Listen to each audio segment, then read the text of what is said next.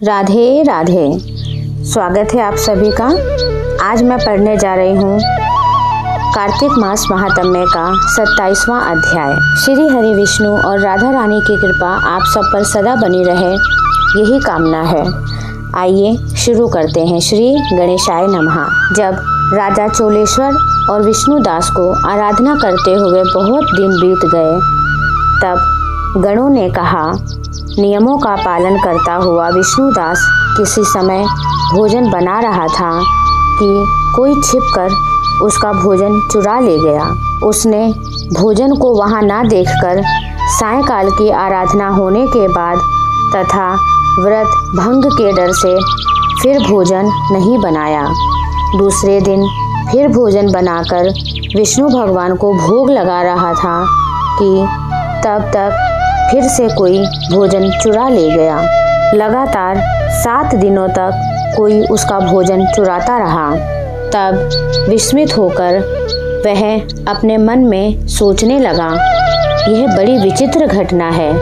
ना जाने कौन है जो नित्य प्रति ही मेरा भोजन चुरा कर ले जाता है। फिर भी वह परम सन्यासियों का स्थान है, इसे नहीं छोड़ना चाहिए। यदि मैं फिर से भोजन बनाकर खाता हूँ तो मुझे शाम की पूजा में देरी हो जाएगी और मैं अपनी पूजा कैसे छोड़ सकता हूँ।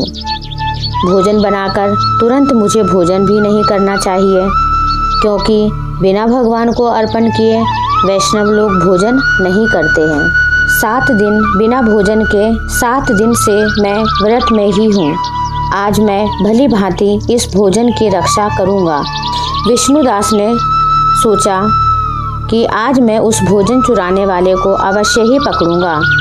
ऐसा सोचकर जब उसने शाम का भोजन बनाया तो उसे एक जगह पर रखकर और खुद छुपकर बैठ गया। उसी समय उसने एक चांडाल को देखा, जिसका शरीर भूख और प्यास से बहुत ही दुर्बल हो गया था। केवल शरीर में हड्डियां, अस्थि पंजर ही शेष रह गई थीं। उस चंडाल को देखकर उस ब्राह्मण का दिल हृदय दुखित हो गया। अन्न को ले जाते हुए देखा और बोला, ठहरो ठहरो कहकर ब्राह्मण उसके पीछे दौड़ता हुआ कहने लगा, अरे यह रूखा भोजन कैसे खाओगे? घी भी लेते जाओ। ऐसा कहते हुए श्रेष्ठ ब्राह्मण अपनी ओर आते देखकर वह चांडाल तेजी से दौड़ता हुआ मूर्छित होकर जमीन पर गिर पड़ा। भय से उस मूर्छित चांडाल को देखकर दयालु विष्णुदास शीघ्र ही उसके पास गए और वस्त्र से हवा करने लगे। इतने में ही विष्णुदास ने शंख, चक्र, गदा, पद्म, पीतांबरधारी चतुर्भुज रूप, अलसी के फूलों के समान कांति वाले उन्होंने कौस्तुभ माला से सुशोभित साक्षात श्री विष्णु भगवान को देखा।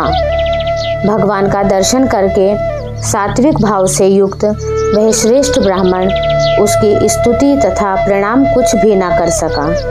वहीं पर सब इंद्रादि देवतागण भी उपस्थित हो गए और गंधर्व तथा अप्सराएं आकर प्रसन्न होकर नृत्य, गीत आदि करने लगीं। वह स्थान सैकड़ों विमानों से परिपूर्ण, सैकड़ों देवर्षियों से व्याप्त तथा गायन और वाद्य के कलकल से गुंजित हो गया।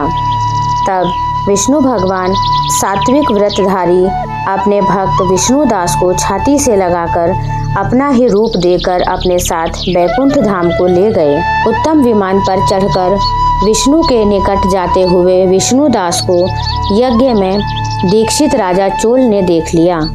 बैकुंठ भवन में जाते हुए विष्णुदास को देखकर वह अपने गुरु मुद्गल को शीघ्रता से बुलाकर राजा चोल ने कहा, जिसकी स्पर्धा से मैंने यज्ञ, दान आदि किया, वह विष्णुदास ब्राह्मण विष्णु का रूप धारण कर बैकुंठ जा रहा है। मैंने यज्ञ में आपसे दीक्षा लेकर इस वैष्णव यज्ञ को विधि पूर्वक किया है। अग्नि में हवन तथा ब्राह्मणों को दान आदि से संतुष्ट किया है। क्या अब तक भी विष्णु भगवान मेरे ऊपर प्रसन्न नहीं हुए? विष्णुदास की भक्ति से ही विष्णु भगवान ने विष्णुदास को दर्शन दिया है। इससे सिद्ध हुआ कि दान यज्ञ के करने से विष्णु भगवान प्रसन्न नहीं होते हैं, अपितु केवल भक्ति से ही उनका दर्शन किया जा सकता है। ऐसा कहकर उसने अपने भांजे को राजगद्दी पर बैठा दिया, क्योंकि लड़कपन से ही यज्ञ में दीक्षित होने के कारण राजा पुत्रहीन था। इसी कारण आज भी उस देश में राज्य के अधिकारी उसी नियम का अनुसार भांजे को ही उस राज्य का राजा बनाते हैं। अनंतर यज्ञ मंडप में जाकर यज्ञ कुंड से अभिमुख खड़ा होकर उसने विष्णु भगवान को बड़ी शीघ्रता से 3 बार पुकारा, हे कमलापते, मुझे आप अपनी अचल भक्ति दीजिए, जिससे मैं मन, वाणी तथा कर्म से सदा आपका भजन किया करूं। ऐसा कहकर वह राजा लोगों के सम्मुख ही अग्नि में कूद पड़ा। यह काम होने पर मुदगल ने क्रोध से अपनी शिखा उखाड़ डाली।